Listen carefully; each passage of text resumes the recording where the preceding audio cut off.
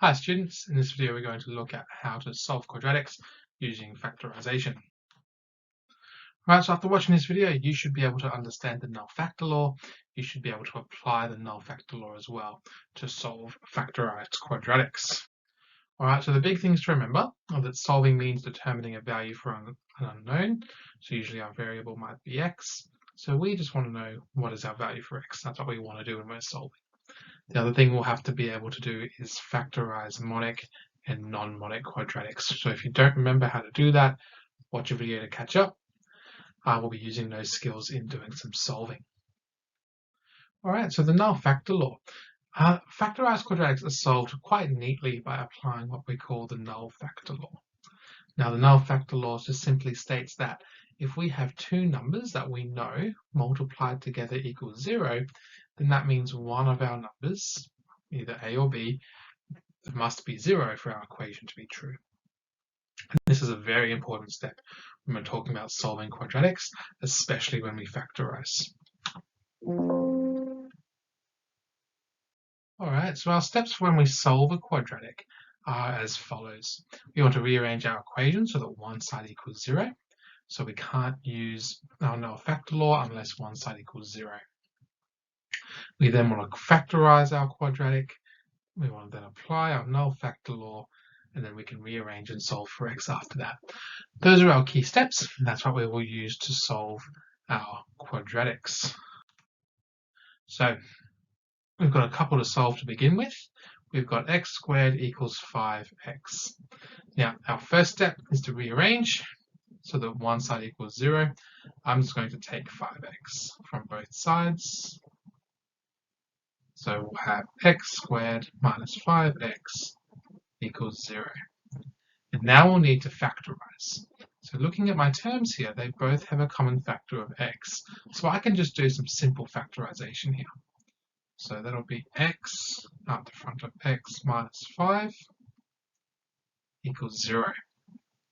Now that this is factorized, I know that either x must be 0 or on the other hand, x minus 5 must be 0.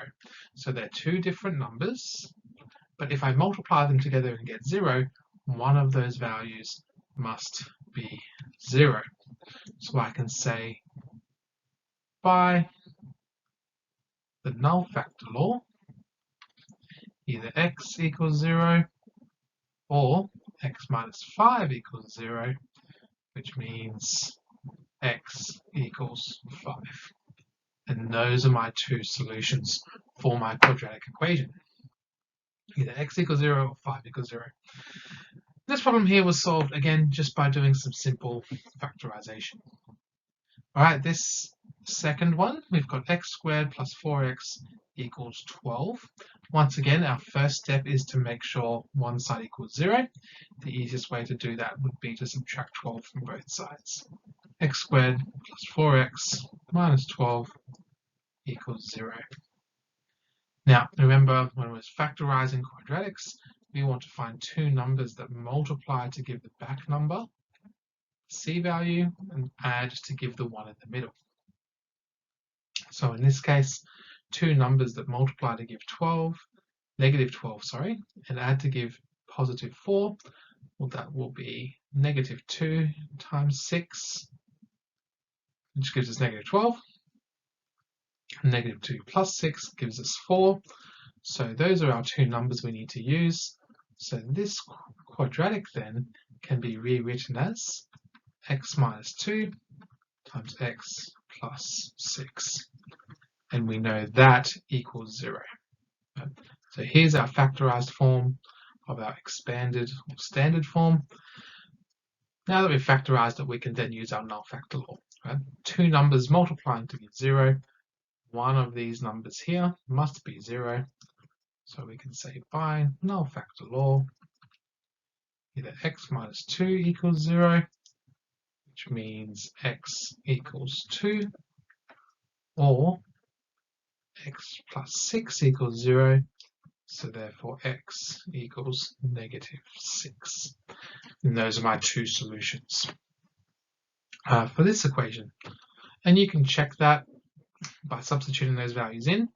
And if you sub those values in, you'll find out that the equation is indeed true. All right, one last one. So we've got 3x squared minus 14 equals x squared plus minus 3x plus 6.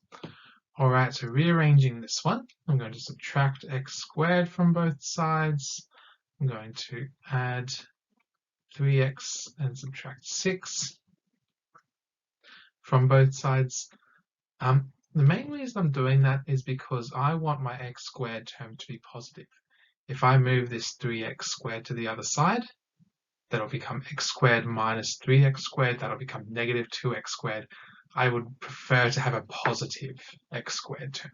So even though it would be easier to move two things over to the other side, I'd rather have a positive x squared term. All right, so doing that, 3x squared minus x squared is 2x squared. Plus 3x, there's no x's on this side, so that'll just be plus 3x. And then minus 6 and minus 14, that'll be minus 20. And that equals 0. Now in this case, guys, with our monic quadratics, we don't need two numbers at times to give negative 20. We need our two numbers that multiply to give negative 40. Right? So 2 times negative 20 gives us negative 40. So we need two numbers that times to give negative 40, but still add to give 3. Doing a bit of thinking, those numbers will be 8 times negative 5 gives negative 40, and 8 plus negative 5 equals 3. So 8 and negative 5 are our numbers. So how we're going to factorize then is we're going to split this middle term into two new terms according to these numbers we've got. So start off, 2x squared stays the same. That 3x term I can split into minus 5x and plus 8x minus 20. Now notice, guys, my equation hasn't changed. I've just rewritten it.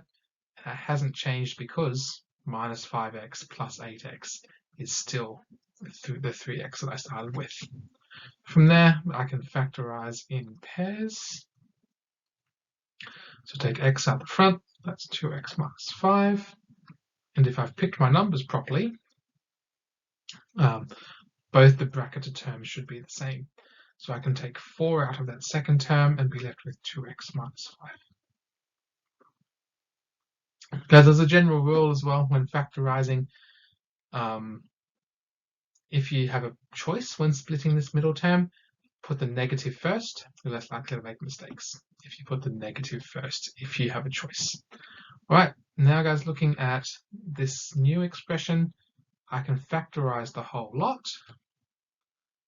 by recognizing that they both have a factor of 2x minus 5.